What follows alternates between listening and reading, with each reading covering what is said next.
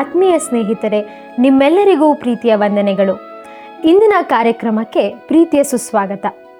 ದೇವರ ವಾಕ್ಯಗಳು ನಮ್ಮ ಜೀವಿತಕ್ಕೆ ಸಂತೋಷ ಸಮಾಧಾನಗಳನ್ನು ನೀಡುತ್ತಿರುವಾಗ ನಾವು ಆತನಿಗೆ ವಿಧೇಯರಾಗಿರಬೇಕು. ಇಂದು ನಾವು ದೇವರ ವಾಕ್ಯದ ಮೂಲಕ ದಶಾಜ್ಞೆಗಳು, ದೇವರ ಆಜ್ಞೆಗಳೊಂದಿಗೆ ಆಟವಾಡಬಹುದೋ? ಆಡಿದರೆ ಏನಾಗುತ್ತದೆ? ಕೃಪೆ ಮತ್ತು ಧರ್ಮಶಾಸ್ತ್ರವನ್ನು ಒಟ್ಟಾಗಿ ಸೇರಿಸಿದರೆ ನಾವು ಏನೆಲ್ಲ ಕಳೆದುಕೊಳ್ಳಬಹುದು ಎಂಬ ವಿಷಯಗಳನ್ನು ಸ್ಪಷ್ಟವಾಗಿ ತಿಳಿದುಕೊಳ್ಳೋಣ. ಬನ್ನಿರಿ, ನಮ್ಮ ಅಧ್ಯಯನವನ್ನು ಪ್ರಾರ್ಥನಾಪೂರ್ವಕವಾಗಿ ಪ್ರಾರಂಭಿಸೋಣ. ಪ್ರಿಯರೇ, ನೀವು ವೀಕ್ಷಿಸುತ್ತಿರುವ ಈ ಕಾರ್ಯಕ್ರಮವು ಕೇವಲ ಕ್ರೈಸ್ತರನ್ನು ಮಾತ್ರ ಉದ್ದೇಶಿಸಿ ಸಿದ್ಧಪಡಿಸಲಾಗಿದ್ದು, ಪವಿತ್ರ ಬೈಬಲಿನ ಬೋಧನೆಗಳ ಆಧಾರದ ಮೇಲೆ ನಂಬಿಕೆಯನ್ನು ಬಲಪಡಿಸಲು ಮತ್ತು ಆತ್ಮಿಕ ಬೆಳವಣಿಗೆಯನ್ನು ಪ್ರೋತ್ಸಾಹಿಸಲು ಇದನ್ನು ರೂಪಿಸಲಾಗಿದೆ. ಬೇರೆ ಯಾವುದೇ ಧರ್ಮ, ವಿಶ್ವಾಸ ಅಥವಾ ನಂಬಿಕೆಯನ್ನು ಟೀಕಿಸುವುದು, ವಿರೋಧಿಸುವುದು ಅಥವಾ ಕೀಳುಗಳೆಯುವುದು ನಮ್ಮ ಉದ್ದೇಶವಲ್ಲ. ನಾವು ಎಲ್ಲ ಧರ್ಮಗಳನ್ನು ಮತ್ತು ಸಮುದಾಯಗಳನ್ನು ಆಳವಾಗಿ ಗೌರವಿಸುತ್ತೇವೆ. ಈ ಕಾರ್ಯಕ್ರಮದಲ್ಲಿರುವ ಯಾವುದೇ ವಿಷಯವು ಯಾರ ಭಾವನೆಗಳಿಗೂ, ನಂಬಿಕೆಗಳಿಗೂ ಅಥವಾ ಸಿದ್ಧಾಂತಗಳಿಗೂ ನೋವುಂಟು ಮಾಡಲು, ದೂಷಿಸಲು ಅಥವಾ ಅಪಪ್ರಚಾರವೆಸಗಲು ಉದ್ದೇಶಿಸಿದ್ದಲ್ಲ ಎಂಬುದಾಗಿ ಈ ಮೂಲಕವಾಗಿ ತಿಳಿಸಲು ಬಯಸುತ್ತೇವೆ. ವಂದನೆಗಳು.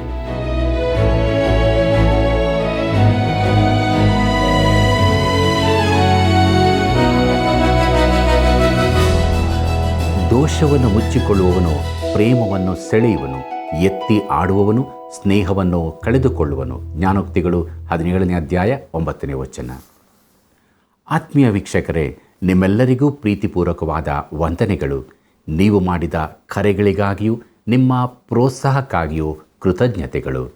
ಕಳೆದ ಕಾರ್ಯಕ್ರಮದಲ್ಲಿ ನಾವು ವಿಮೋಚನಕಾಂಡ ಪುಸ್ತಕದ 19ನೇ ಅಧ್ಯಾಯವನ್ನು ಧ್ಯಾನ ಮಾಡಿಕೊಂಡು ಅದರ ಮೂಲಕ ಅನೇಕ ಆತ್ಮೀಯ ಸತ್ಯಗಳನ್ನು ಕಲಿತುಕೊಂಡು ಆಶೀರ್ವದಿಸಲ್ಪಟ್ಟಿರುತ್ತೇವೆ.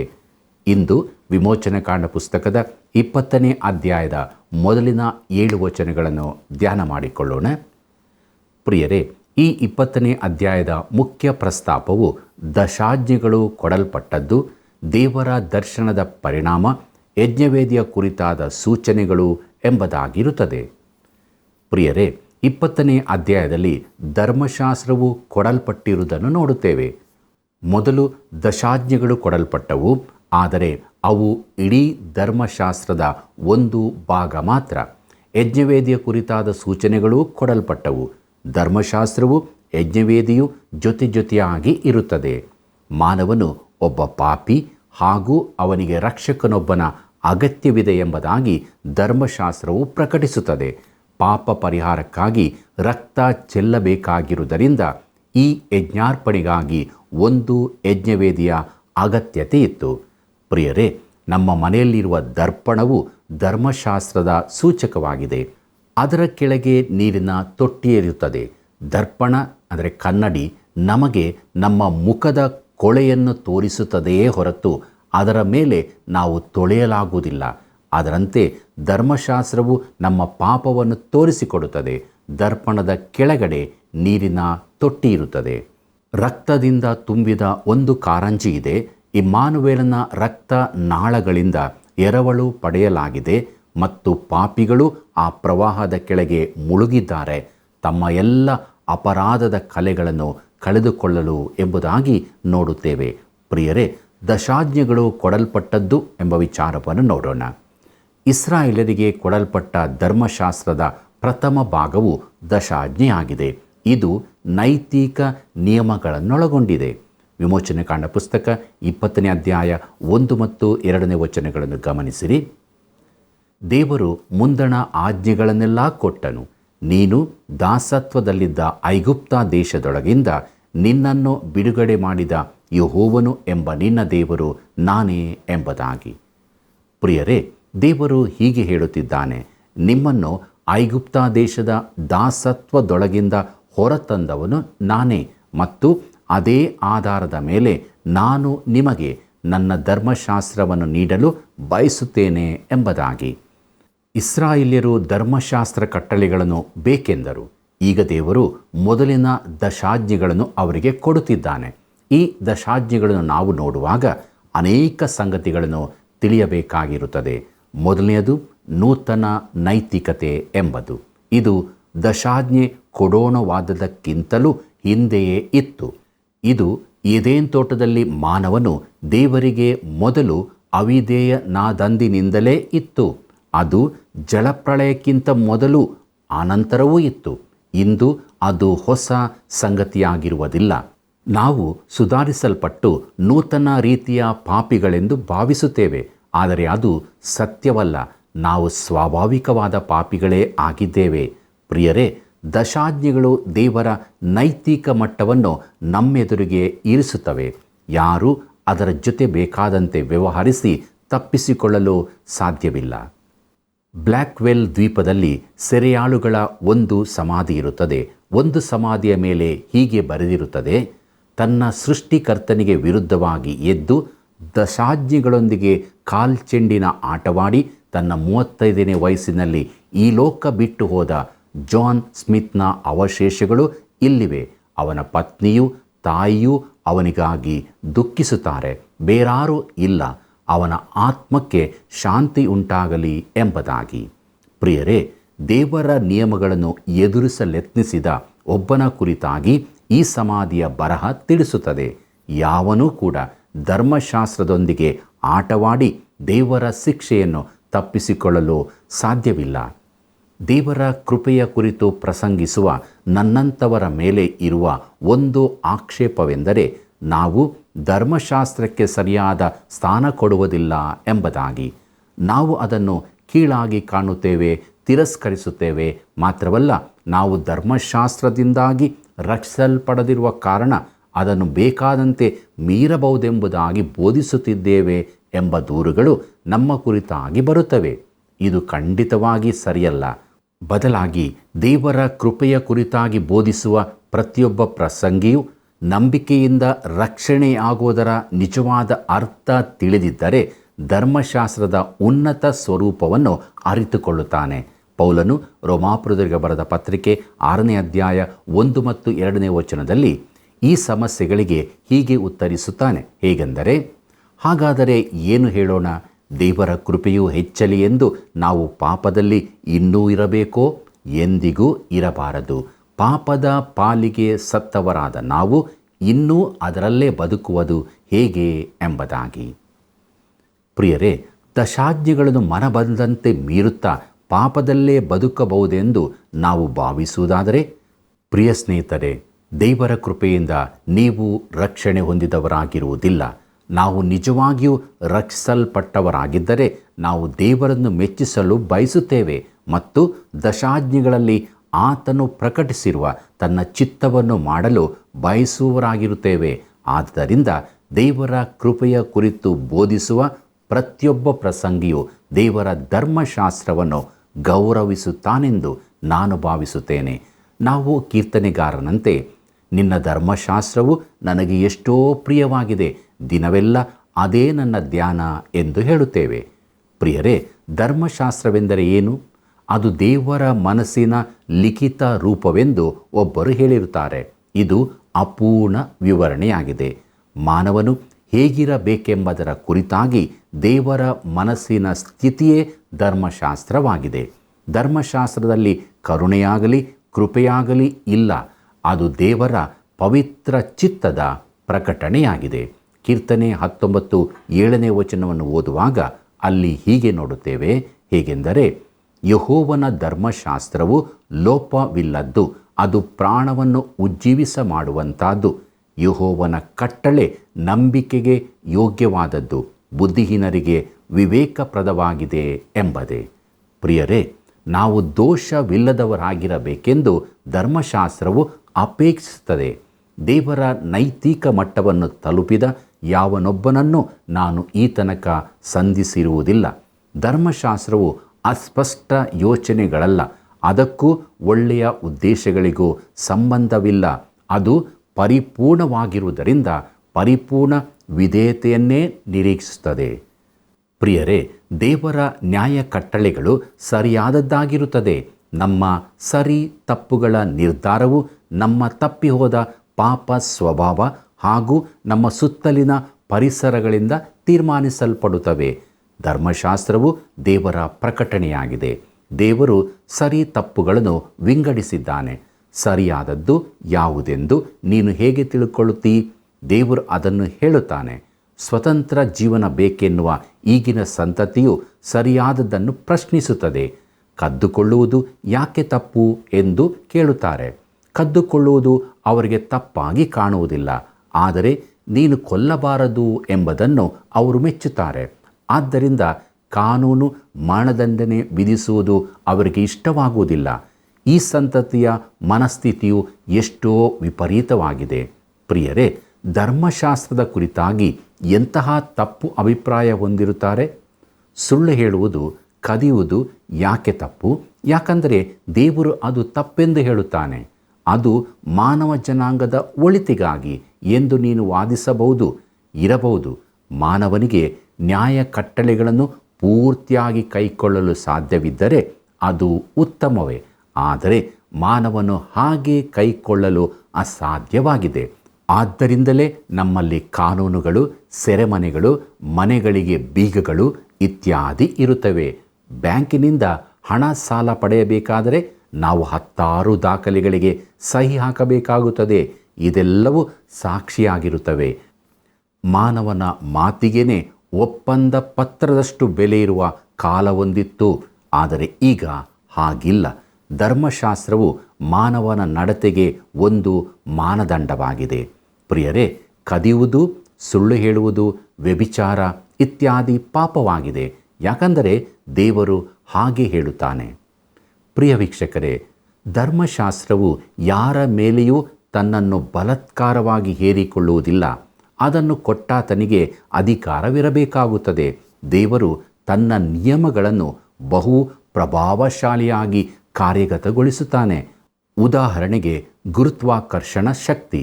ನಾವು ಎಷ್ಟೇ ಮೇಲಕ್ಕೆ ಹೋಗಬಹುದು, ಆದರೆ ಕೊನೆಗೂ ಮೇಲಿನಿಂದ ಕೆಳಕ್ಕೆ ಬರಲೇಬೇಕು. ಗುರುತ್ವಾಕರ್ಷಣ ಶಕ್ತಿ ಒಂದು ಕಾರ್ಯವಾಗಿದೆ. ನಾವು ಅದನ್ನು ತಿರುವು ಮುರುವು ಮಾಡಲು ಸಾಧ್ಯ. ಪ್ರಯತ್ನಿಸಿದರೆ ಕೊನೆಗೆ ನಾವೇ ಸೋತು ಹೋಗುತ್ತೇವೆ. ಅನೇಕ ಜನರು ದಶಾಜ್ಞೆಗಳನ್ನು ಎಡ ಮತ್ತು ಎಡಕ್ಕೆ ಮುರಿದು ಅದರೊಂದಿಗೆ ಹೋಗಬಹುದು ಎಂದು ಭಾವಿಸುತ್ತಾರೆ. ಇದು ನನಗೆ ಒಂದು ನಗರದ ಎಂಪೈರ್ ಸ್ಟೇಟ್ ಕಟ್ಟಡದಿಂದ ಹಾರಿದ ವ್ಯಕ್ತಿಯ ವಿಚಿತ್ರ ಕಥೆಯನ್ನು ನೆನಪಿಸುತ್ತದೆ. 50ನೇ ಮಹಡಿಯಲ್ಲಿ ಒಬ್ಬ ವ್ಯಕ್ತಿ ಕಿಟಕಿಯಿಂದ ಹೊರಗೆ ನೋಡುತ್ತಾ ಬೀಳುವ ವ್ಯಕ್ತಿಗೆ, ಸರಿ ಹೇಗಿದೆ ಎಂದು ಕೇಳಿದನು. ಇಲ್ಲಿಯವರೆಗೆ ತುಂಬ ಒಳ್ಳೆಯದು ಎಂದು ಅವನು ಉತ್ತರಿಸಿದನು. ಗುರುತ್ವಾಕರ್ಷಣೆಯ ನಿಯಮವು ಸ್ವತಃ ಜಾರಿಗೊಳ್ಳುವ ಸ್ಥಳವಲ್ಲ. ಇನ್ನೂ 50 ಮಹಡಿಯಿಂದ ಕೆಳಗೆ ಬಿದ್ದಾಗ ಮನುಷ್ಯನು ಕಂಡುಕೊಳ್ಳುತ್ತಾನೆ, ಇಲ್ಲಿಯವರೆಗೆ ಅಷ್ಟು ಒಳ್ಳೆಯದಲ್ಲ ಎಂಬುದಾಗಿ. ಪ್ರಿಯರೇ, ಆಸಕ್ತಿದಾಯಕ ವಿಷಯವೆಂದರೆ ಕಾನೂನನ್ನು ಕಾನೂನಾಗಲು ಜಾರಿಗೊಳಿಸಬೇಕು, ಆದರೆ ಅದು ಸಾಧ್ಯವಿಲ್ಲ. ಎಚ್ಕೆಲ್ನ ಪ್ರವಾದನೆ ಗ್ರಂಥ 18ನೇ ಅಧ್ಯಾಯ 4ನೇ ವಚನದಲ್ಲಿ ಪಾಪ ಮಾಡುವ ಪ್ರಾಣಿಯೇ ಸಾಯುವನು ಎಂದು ಹೇಳಲ್ಪಟ್ಟಿದೆ. ನಿಯಮಗಳನ್ನು ಪಾಲಿಸಲು ಹೇಳಬೇಕು ಮತ್ತು ನಿಯಮ ಮೀರಿದವನು ತಕ್ಕ ದಂಡ ತೆರಲೇಬೇಕು. ಇನ್ನೊಂದು ಸಾಮಾನ್ಯ ತಪ್ಪಭಿಪ್ರಾಯವೆಂದರೆ ಧರ್ಮಶಾಸ್ತ್ರ ಹಾಗೂ ಕೃಪೆಯನ್ನು ಒಟ್ಟಾಗಿ ತೆಗೆದುಕೊಳ್ಳುವುದು. ಹೀಗೆ ಮಾಡುವುದರಿಂದ ಧರ್ಮಶಾಸ್ತ್ರದ ಅರ್ಥ ಹಾಗೂ ಗಂಭೀರತೆಯನ್ನು ತೆಗೆದುಹಾಕಿದಂತಾಗುತ್ತದೆ. ಧರ್ಮಶಾಸ್ತ್ರದಲ್ಲಿ ಪ್ರೀತಿ ಎಂಬುದಿಲ್ಲ, ಕೃಪೆ ಎಂಬುದಿಲ್ಲ. ಕೃಪೆಯನ್ನು ಧರ್ಮಶಾಸ್ತ್ರದೊಂದಿಗೆ ಒಂದಾಗಿ ಸೇರಿಸಿದರೆ ಕೃಪೆಯ ಮಹಿಮೆ ಹಾಗೂ ಒಳ್ಳೆತನವನ್ನು ತೆಗೆದು ಬಿಟ್ಟಂತಾಗುತ್ತದೆ.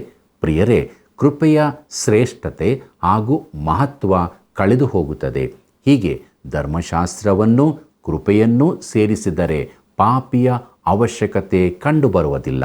ಮಾನವನು ಏನಾಗಿರಬೇಕೆಂದು ಧರ್ಮಶಾಸ್ತ್ರವು ತಿಳಿಸುತ್ತದೆ. ದೇವರು ಏನಾಗಿದ್ದಾನೆಂದು ಕೃಪೆಯು ತಿಳಿಸುತ್ತದೆ.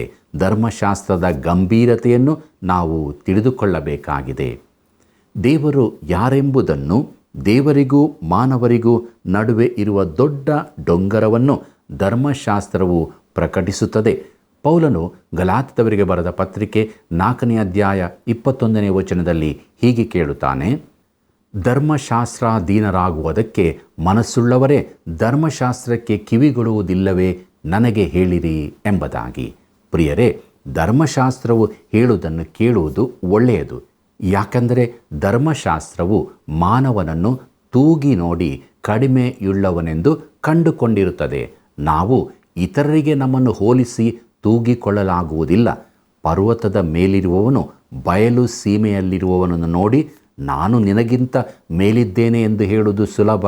ಆದರೆ ಪರ್ವತದಿಂದ ಮೇಲಕ್ಕೆ ಆಕಾಶ ಚಂದ್ರರು ಇರುತ್ತಾರಲ್ಲವೇ? ದೇವರ ಮಟ್ಟವನ್ನು ಮುಟ್ಟಲು ನಮ್ಮಿಂದ ಅಸಾಧ್ಯವಾಗಿದೆ. ಪ್ರಿಯ ವೀಕ್ಷಕರೇ, ಮಾನವನು ಯಾರು ಎಂಬುದಾಗಿಯೂ ದೇವರಿಗೂ ಅವನಿಗೂ ಮಧ್ಯೆ ಇರುವ ಅಂತರವನ್ನು ದಾಟಲು ಅವನಿಂದ ಅಸಾಧ್ಯವೆಂಬುದನ್ನು ಧರ್ಮಶಾಸ್ತ್ರವು ತಿಳಿಯಪಡಿಸುತ್ತದೆ. ರೋಮಾಪುರರಿಗೆ ಬರೆದ ಪತ್ರಿಕೆ 3ನೇ ಅಧ್ಯಾಯ 19ನೇ ವಚನದಲ್ಲಿ ಧರ್ಮಶಾಸ್ತ್ರದ ನುಡಿಗಳೆಲ್ಲವೂ ಆ ಶಾಸ್ತ್ರಕ್ಕೆ ಒಳಗಾದವರಿಗೆ ಹೇಳಿವೆ ಎಂದು ಬಲ್ಲೆವಷ್ಟೇ. ಹೀಗೆ ಎಲ್ಲರ ಬಾಯಿ ಕಟ್ಟಿ ಹೋಗುವುದು, ಲೋಕವಿಲ್ಲ ದೇವರ ಮುಂದೆ ಅಪರಾಧಿಯಾಗಿ ನಿಲ್ಲುವುದು ಎಂದು ಬರೆಯಲ್ಪಟ್ಟಿದೆ. ಹಾಗೆಯೇ ರೋಮಾಪುರದವರಿಗೆ ಬರೆದ ಪತ್ರಿಕೆ 8ನೇ ಅಧ್ಯಾಯ 3ನೇ ವಚನದಲ್ಲಿ ಪೌಲನು ಹೀಗೆ ಹೇಳುತ್ತಾನೆ: ಧರ್ಮಶಾಸ್ತ್ರವು ನಮ್ಮ ಶರೀರಾಧೀನ ಭಾವದ ನಿಮಿತ್ತ ನಿರ್ಬಲವಾಗಿ ಯಾವ ಕೆಲಸವನ್ನು ಮಾಡಲಾರದೆ ಇತ್ತೋ ಅದನ್ನು ದೇವರೇ ಮಾಡಿದನು. ಏನೆಂದರೆ ಆತನು ಪಾಪ ನಿವಾರಣೆಗಾಗಿ ತನ್ನ ಮಗನನ್ನು ಪಾಪಾಧೀನವಾದ ನರಭಾವದ ರೂಪದಲ್ಲಿ ಕಳುಹಿಸಿಕೊಟ್ಟು ನರಭಾವದಲ್ಲಿಯೇ ಪಾಪಕ್ಕೆ ಮರಣದಂಡನೆಯನ್ನು ವಿಧಿಸಿದನು ಎಂಬುದೇ. ಪ್ರಿಯರೇ, ದೋಷವು ಧರ್ಮಶಾಸ್ತ್ರದಲ್ಲಿಲ್ಲ, ಬದಲಾಗಿ ನಮ್ಮಲ್ಲಿದೆ. ನಾವು ಈಗಾಗಲೇ ನೋಡಿದಂತೆ ಧರ್ಮಶಾಸ್ತ್ರವು ಒಂದು ಕನ್ನಡಿಯಾಗಿದ್ದು ಅದು ಮನುಷ್ಯನನ್ನು ಅವನ ಪಾಪ ಸ್ಥಿತಿಯಲ್ಲಿ ಬಹಿರಂಗಪಡಿಸುತ್ತದೆ.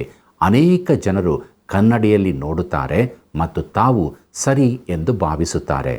ಪ್ರಿಯರೇ, ಒಬ್ಬ ರಾಣಿ ದರ್ಪಣವನ್ನು ನೋಡಿ ದರ್ಪಣವೇ ಅತೀ ಸುಂದರಿಯಾದವಳು ಯಾರು ಎಂದು ಕೇಳಿದ ಕತೆ ನೆನಪಿಗೆ ಬರುತ್ತದೆ.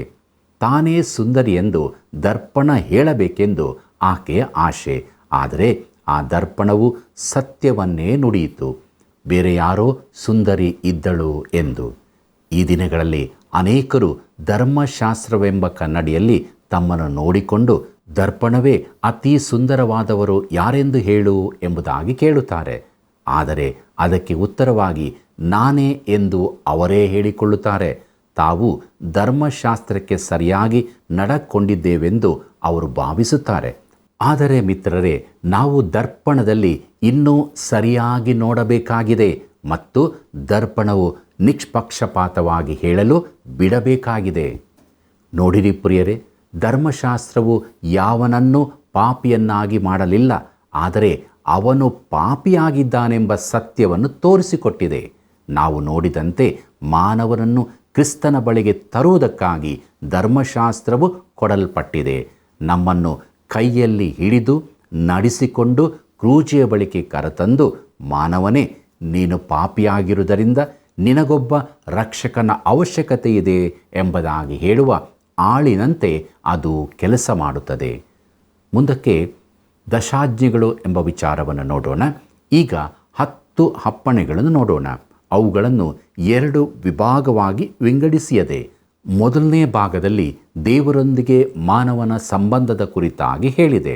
2ನೇ ಭಾಗದಲ್ಲಿ ಇತರ ಮಾನವರೊಂದಿಗೆ ಅವನ ಸಂಬಂಧದ ಕುರಿತಾಗಿ ಹೇಳಿದೆ.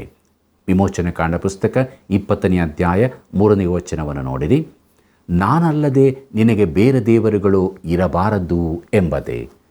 ಪ್ರಿಯರೇ, ಅನೇಕ ದೇವರುಗಳನ್ನು ನಂಬುವುದನ್ನು ದೇವರು ಖಂಡಿಸುತ್ತಾನೆ. ನಾಸ್ತಿಕತೆಯ ಕುರಿತಾಗಿ ಏನೂ ಇಲ್ಲಿ ಹೇಳಲಿಲ್ಲ. ಆ ದಿನಗಳಲ್ಲಿ ಮಾನವರು ಸೃಷ್ಟಿಗೆ ಅತೀ ಸಮೀಪವಾಗಿದ್ದು ದೇವರ ಪ್ರಕಟಣೆಯನ್ನು ತಿಳಿದಿರಬೇಕು. ಅರಸನಾದ ದಾವೀದನ ಕಾಲದಲ್ಲಿ ನಾಸ್ತಿಕತೆ ಆರಂಭವಾಗಿರಬೇಕು. ಅವರು ಮೂರ್ಖರೆಂದು ಕರೆಯಲ್ಪಟ್ಟಿದ್ದಾರೆ.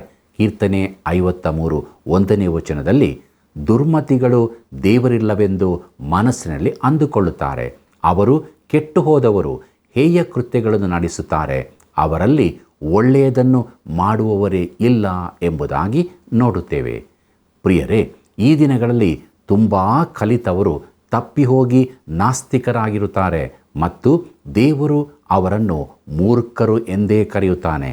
ನಾವು ಸೃಷ್ಟಿಯ ಕಾಲದಿಂದ ತುಂಬ ದೂರ ಬಂದಿರುವುದರಿಂದ ದೇವರ ವಾಕ್ಯದಲ್ಲಿ ಆತನ ಪ್ರಕಟಣೆಯನ್ನು ಒಪ್ಪಲು ಮನಸ್ಸಿಲ್ಲದವರಾದದರಿಂದ ಈ ದಿನಗಳಲ್ಲಿ ನಾಸ್ತಿಕರ ಸಂಖ್ಯೆ ತುಂಬ ಹೆಚ್ಚಿದೆ. ಪ್ರಿಯ ವೀಕ್ಷಕರೇ, ದೇವರು ಇಸ್ರಾಯೇಲರಿಗೆ ನಾನಲ್ಲದೆ ನಿಮಗೆ ಬೇರೆ ದೇವರುಗಳಿರಬಾರದು ಎಂದು ಹೇಳಿದ್ದಾನೆ. ಆ ದಿನಗಳಲ್ಲಿ ಅನೇಕ ದೇವರುಗಳನ್ನು ಪೂಜಿಸುವುದು ಸಾಮಾನ್ಯವಾಗಿತ್ತು. ಆದರೆ ಈ ದಿನಗಳಲ್ಲಿ ಯಾವ ದೇವರನ್ನೂ ಪೂಜಿಸುವುದಿಲ್ಲ. ದಿನಗಳು ಹೇಗೆ ಬದಲಾಗಿ ಹೋಗಿವೆ ನೋಡಿರಿ.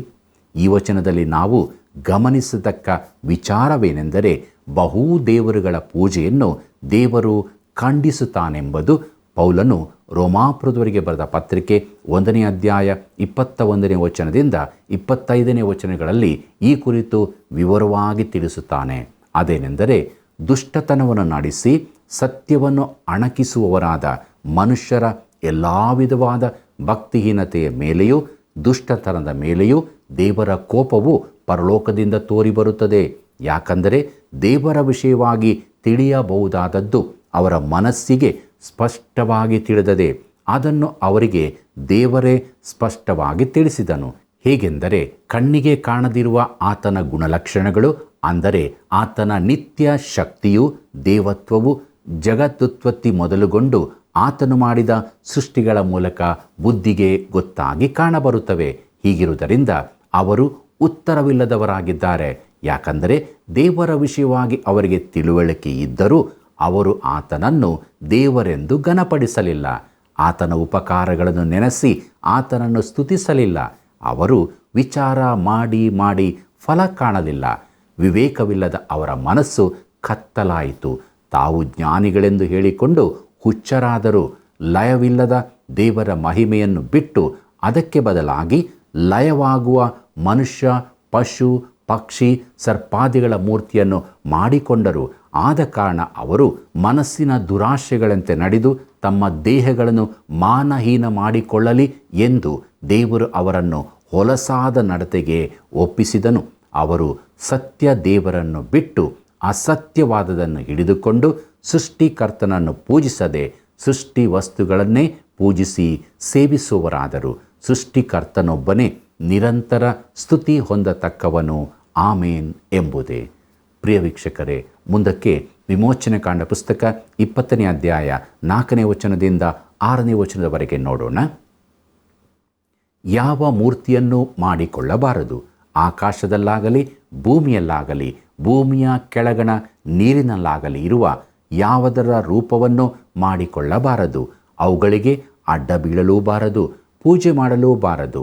ನಿನ್ನ ದೇವರಾದ ಯೆಹೋವನೆಂಬ ನಾನು ನನಗೆ ಸಲ್ಲತಕ್ಕ ಗೌರವವನ್ನು ಮತ್ತೊಬ್ಬನಿಗೆ ಸಲ್ಲಗೊಡಿಸದವನಾದದರಿಂದ ನನ್ನನ್ನು ದ್ವೇಷಿಸುವವರ ವಿಷಯದಲ್ಲಿ ತಂದೆಗಳ ದೋಷಫಲವನ್ನು ಮಕ್ಕಳ ಮೇಲೆ 3-4 ತಲೆಗಳವರೆಗೆ ಬರಮಾಡುವವನಾಗಿಯೂ, ನನ್ನನ್ನು ಪ್ರೀತಿಸಿ ನನ್ನ ಆಜ್ಞೆಗಳನ್ನು ಕೈಕೊಳ್ಳುವವರಿಗೋ 1000 ತಲೆಗಳವರೆಗೆ ದಯೆ ತೋರಿಸುವವನಾಗಿಯೂ ಇದ್ದೇನೆ ಎಂಬುದೇ. ಪ್ರಿಯರೇ, ಈ ವಾಕ್ಯ ಭಾಗವು ಈ ದಿನಗಳಿಗೆ ಅನ್ವಯಿಸುವುದಿಲ್ಲವೆಂದು ಕೆಲವರು ಹೇಳುತ್ತಾರೆ. ಕೊಲೋಸ್ಯರಿಗೆ ಬರೆದ ಪತ್ರಿಕೆ 3ನೇ ಅಧ್ಯಾಯ 5ನೇ ವಚನದಲ್ಲಿ ವಿಗ್ರಹಾರಾಧನೆಗೆ ಸಮವಾಗಿರುವ ಲೋಭ ಎಂದು ಹೇಳಲ್ಪಟ್ಟಿದೆ. ನಾವು ಯಾವುದಕ್ಕೆ ನಮ್ಮನ್ನು ಒಪ್ಪಿಸಿಕೊಡುತ್ತೇವೆಯೋ ಅದು ದೇವರು ಅಸಹ್ಯ ಪಡುವ ಆರಾಧನೆಯಾಗಿದೆ. ಅನೇಕ ಜನರು ಬಹಳ ಹಿಂದಿನ ಕಾಲದ ವೈನ್ ಮತ್ತು ಮೋಜುಗಳ ಸೀಳುಪಾದದ ಗ್ರೀಕ್ ಮತ್ತು ರೋಮನ್ ದೇವರು ಬ್ಯಾಕಸನ್ನು ಪೂಜಿಸುವುದಿಲ್ಲ. ಆದರೆ ಅವರು ಬಾಟಲಿಯನ್ನು ಅದೇ ರೀತಿ ಪೂಜಿಸುತ್ತಾರೆ.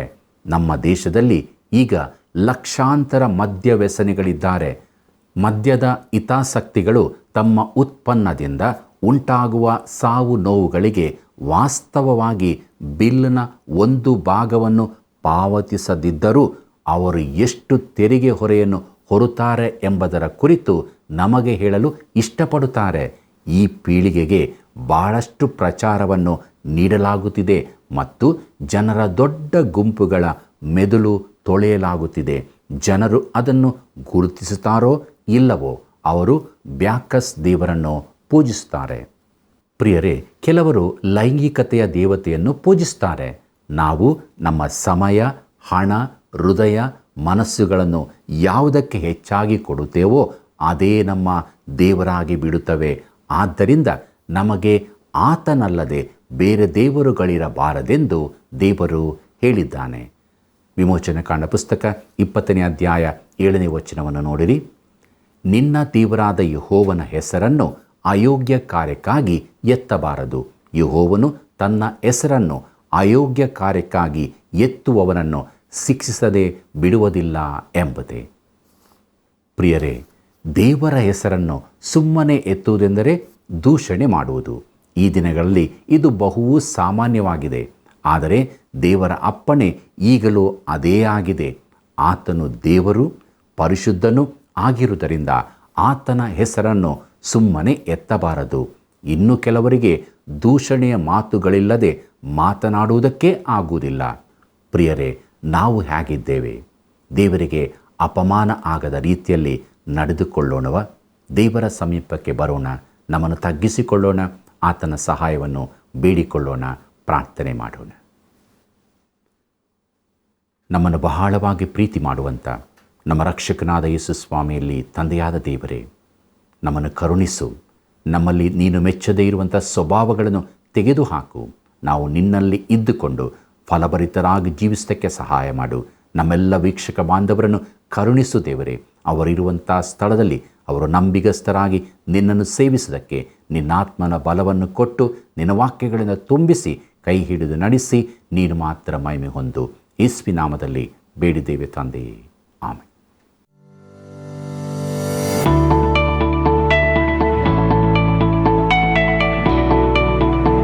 ಇಂದಿನ ಅಧ್ಯಯನಕ್ಕೆ ಒಂದು ಪ್ರಶ್ನೆ.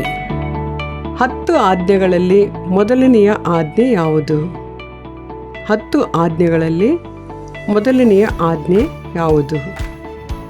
ಉತ್ತರ: ತಂದೆ ತಾಯಿಯನ್ನು ಗೌರವಿಸು, ನನ್ನ ಮುಂದೆ ಬೇರೆ ದೇವರುಗಳನ್ನು ಇಟ್ಟುಕೊಳ್ಳಬಾರದು, ಕದಿಯಬಾರದು.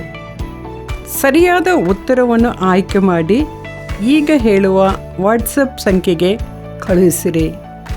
7618737772.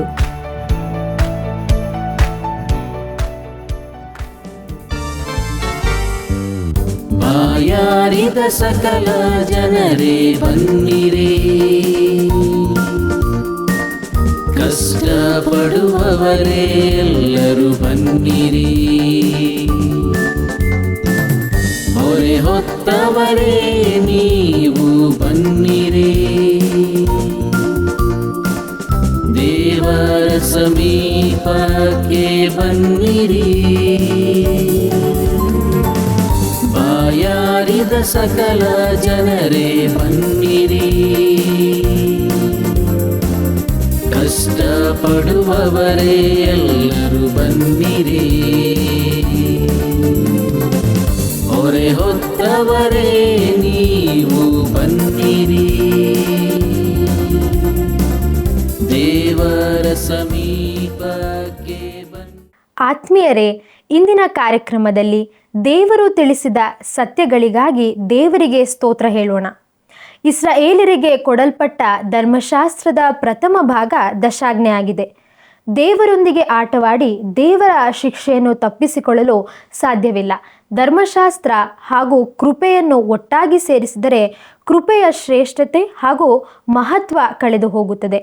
ಆದುದರಿಂದ ನಾವೆಲ್ಲರೂ ದಿನಾಲೂ ಕೃಪೆಯನ್ನು ಆತುಕೊಂಡು ದೇವರ ವಾಕ್ಯಕ್ಕೆ ವಿಧೇಯರಾಗಿ ಜೀವಿಸೋಣ.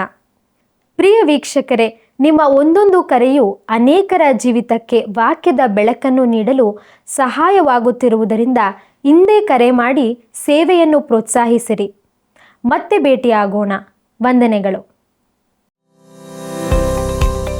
ಈ ಕಾರ್ಯಕ್ರಮ ನಿಮಗೆ ಇಷ್ಟವಾಯಿತೆ? ಈಗಲೇ ಒಂದು ಮಿಸ್ಡ್ ಕಾಲ್ ಕೊಡಿರಿ. ಮುಂದಿನ ವಿಜೇತರು ನೀವಾಗಿರಬಹುದು.